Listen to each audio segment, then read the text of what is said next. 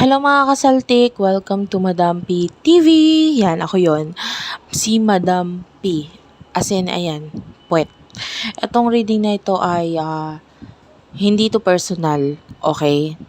General to. At saka para to sa mga may saltik. So, reminder lang, kung hindi ka pa sanay sa ganitong klaseng reading, pwede kang umiska po. Okay? Pwede ka umalis, lumayas, maglipat ng channel, maglipat ng ano. Alam mo yon, pwede yan. Hawak-hawak mo ang cellphone mo, pwede mo i-next. Gets mo yon? Kasi ito po ay para sa mga may saltik lamang. Okay? Ano ba? Ako kanina pa ako nakakarinig nung teyong, teyong, teyong, teyong. Hindi ko alam kung naririnig mo, pero parang trend yun. At bakit ako na-shock? Kasi sa totoo lang, wala naman trend dito sa pwesto namin. Dito kami sa Las Piñas. Wala pong trend dito. Wala po akong nakikitang trend dito. Ewan ko lang. Anyway, opo, taga dito po ako sa Las Piñas. Meron po akong restaurant dito. Baka maabutan mo ako nandyan, kumakain. Jelly's Restaurant. Pwede mo akong puntahan. Okay. Pwede mo akong puntahan. Good luck na lang kung makikita mo ako, di ba? Kasi nandun po ako sa kusina, kumakain. Anyway, this is for Earth sign. Happy vibes lang lahat, guys. Huwag ka na mag-expect ng voice changer ha, kasi wala na akong voice changer. Masanay ka muna dito sa boses kong ganito. Ganito talaga boses ko, wala na akong magagawa. Anyway, what do we have here for Earth sign, Taurus, Virgo, Capricorn? O Knight of Wands, o Panis, may Knight of Wands ka dito. What's with the Knight of Wands? Ay, Four of Cups, bakit? Ano to?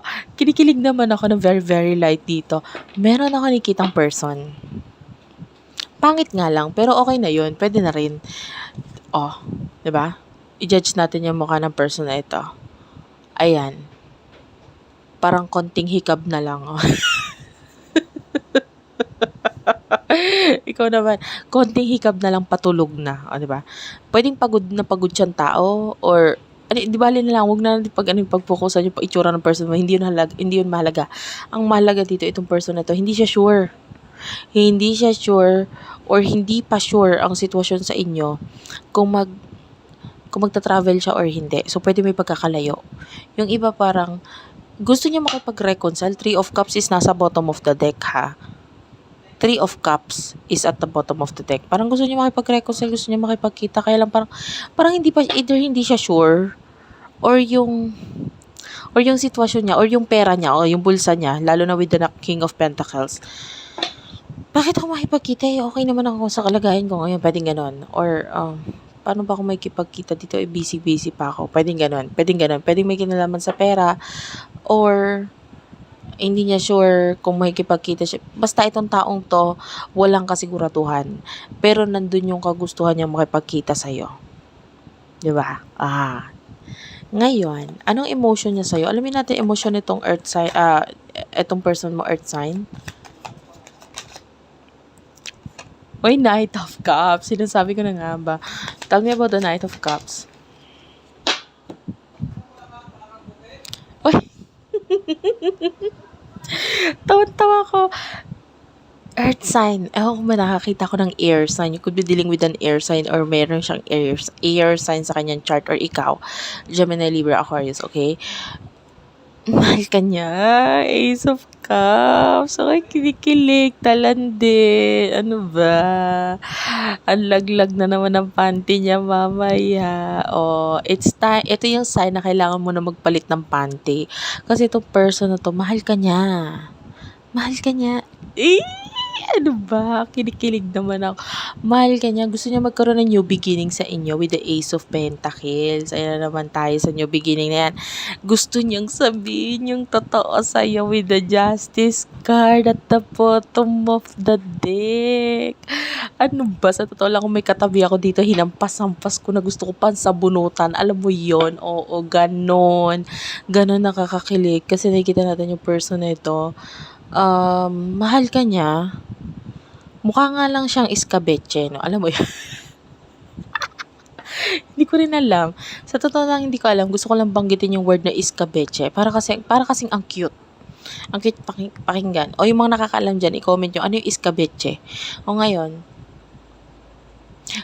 itong iskabeche, tawagin na lang natin siyang si iskabeche. Si iskabeche ay sobrang nagmamahal sa'yo. O alamin natin, ano yung totoo sa kanya? Kasi gusto niya sabihin yung totoo. Ano ba totoo sa kanya? Ano ba totoo? Ito yung totoo. Oh, hindi pa daw siya tuli. O, wait lang. Joke lang yun ha, ikaw naman. Mga kasaltik channel to, baka yung iba hindi pa sanay. Baka maniwala, hala, ayoko, conservative ang parents ko. Ano kinalaman ng hindi pagiging tuli sa conservative ang parents mo, di ba? Hindi, ito na. 9 of Wands and the 2 of Swords. Ano to? Isa pa nga. Ano ba totoo dito sa person? Ano totoo sa gusto niyang sabihin, etc. Ay, teka lang, ang dami.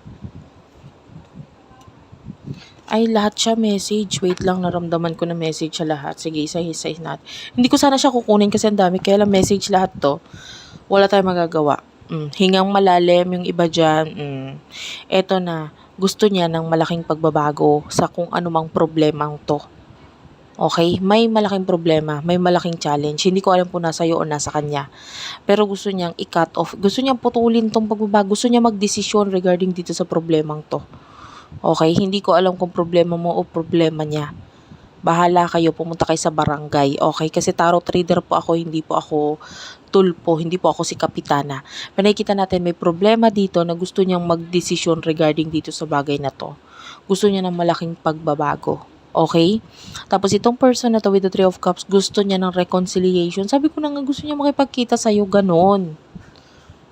Diba? I-ready mo na ang polka dotted mong panty. Kasi maswerte itong taon na ito for you. Lalo na pagdating sa love. Dahil itong love life na ito, gusto niyang makipagkita sa'yo.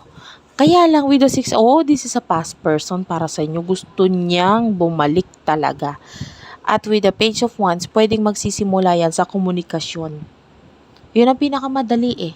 Yun ang walang bayad na ticket eh. Yung iba nga sa inyo kasi pwedeng, ay nakakaamoy ako ng repolyo. Bakit ganun? Repolyo, broccoli, yung sahog sa chapsoy. Hindi ako masyadong marunong. Oy, bakit amoy panis? Ano ba ito naaamoy ko? Anyway, something to do sa mga sinabi ko ganun. Kung nakarelate ka doon, this could be a reading. Anyway, balik na tayo dito sa chika natin. Etong si person mo, gusto niya matapos itong or gusto niya magdesisyon para magkaroon ng pagbabago. Gusto niya bumalik. Pagbabalik ng komunikasyon. Yun ang pinaka-importante para sa kanya. And then, may gusto siyang matapos dito with the 10 of Wands. Ano to? King of Wands is here. Ano yung gusto niya matapos dito with the 10 of Wands? Knight of Pentacles. O yung iba may ginalaman nga sa pagta-travel or sa pagkakalayo ninyo. Ganon. Or kung ano man itong nagiging matagal na energy sa inyong dalawa, gusto niyang matapos to. Okay. May nakikita akong fried chicken dito. Diba? O gutom lang talaga. Totoo, nakakita ko ng chicken wings. Ayun na. Ito mo yung anghel dito, tapos mukha siyang chicken wings. Oh.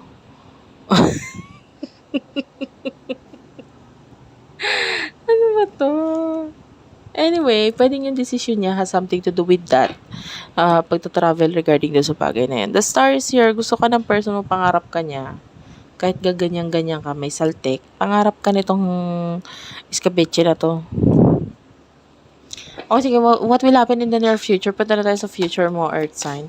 Ano mangyayari in the near future for Earth sign? Please tell me, Spirit guides, angel guides. Angel guides, please tell me. Ano mangyayari in the near future para dito sa person? Oh, oh my gosh. Oh my gosh. Oh my gosh. May gali-gali, wow. Oh my.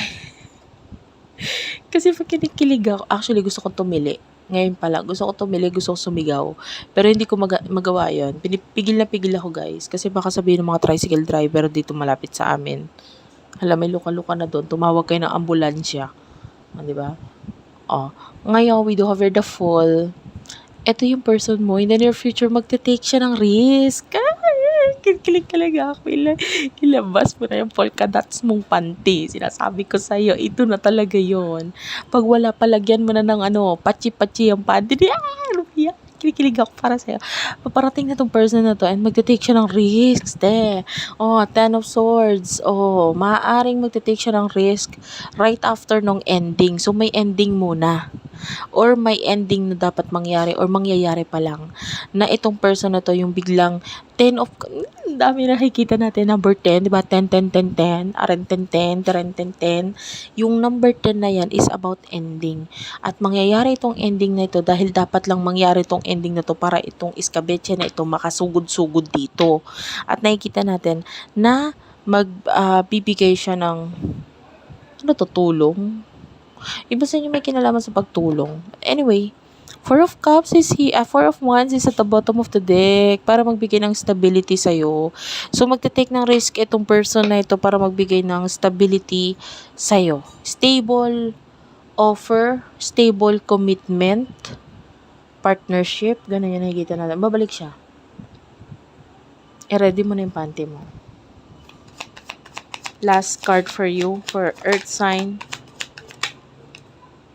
Oo, 8 of Wands, diba? Sinasabi ko na nga ba naging mabagal itong pagbabalik nitong person na ito, but definitely babalik siya. The Hierophant is here kasi may mga lesson pa kayong dapat matutunan, kaya talaga siya umalis sa buhay mo Pwedeng ikaw, may lesson ka pang kailangan matutunan, siya din, may lesson pa siyang dapat matutunan. At ngayon, dalubhasa na itong person na to, natutunan niya na yon.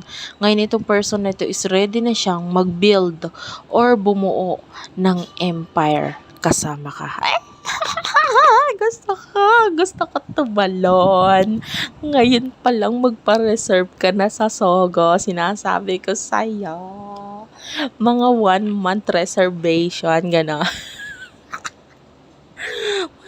1 month reservation, wala pa no? Hindi pa nangyayari, wala pang pasabi. Yung iba dyan sabi, hala, oo nga, papareserve na ako sa Sogo. O, diba? O, 2 of Cups. Diba talaga yung person mo nakakakilig? Ang sarap batuhin. Yun. Anyway, may nagsiselos sa pagbabalik nitong taon to. Hayaan mo na yung nagsiselos na yun. Gusto mo isama mo sa Sogo. 3 kayo din. Ano siya? Videographer. Gawin natin trending bigla yung buhay mo. Anyway, I love you all guys. Thank you for watching and bye-bye.